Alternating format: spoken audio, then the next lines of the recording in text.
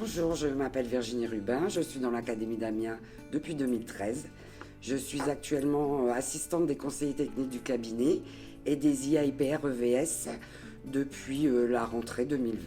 J'ai des contraintes de santé invisibles qui font que j'étais régulièrement en arrêt maladie. Je prenais sur moi pour être absente le moins possible, mais je m'épuisais. J'ai pris conscience que je devais faire quelque chose. Alors j'ai contacté Céline Collier, correspondante handicap des personnels de l'académie, pour avoir des infos. Elle m'a proposé de faire une démarche de reconnaissance de travailleurs handicapés afin de mettre en place un aménagement de poste financé sur les crédits handicap. Pour moi, il était hors de question d'être étiqueté handicapé. J'avais la hantise que ce soit un frein à ma carrière, que le regard de ma hiérarchie change. Moi qui aimais mon métier, je n'avais plus de plaisir à venir au bureau. Je me sentais aigrie, triste. Je n'avais plus de vie sociale car je passais mes week-ends à me reposer pour être au maximum opérationnel la semaine. Céline Collier ne m'a pas laissé tomber, elle me contactait régulièrement pour faire le point sur l'avancée de ma réflexion. Alors ça m'a pris plusieurs mois, mais après un bilan personnel, j'ai enfin accepté ma situation.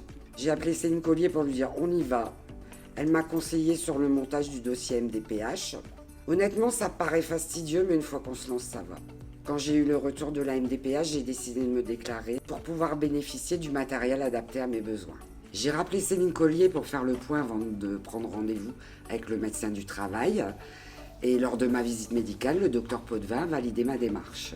Une fois équipée de mon repose-pied et de mon fauteuil ergonomique magique, comme j'aime le dire, ça m'a changé la vie. Moins de souffrance, moins de fatigue, plus de joie de vivre. J'ai repris goût au travail et dans ma vie personnelle. Et au vu du résultat positif, j'ai même engagé d'autres démarches pour plus de confort. J'ai enfin pris soin de moi. Vous savez, on est bête parfois, on pense que certaines démarches vont nous porter préjudice, alors qu'au contraire, on n'y trouve que des avantages. Avec le recul, je l'aurais fait plus tôt.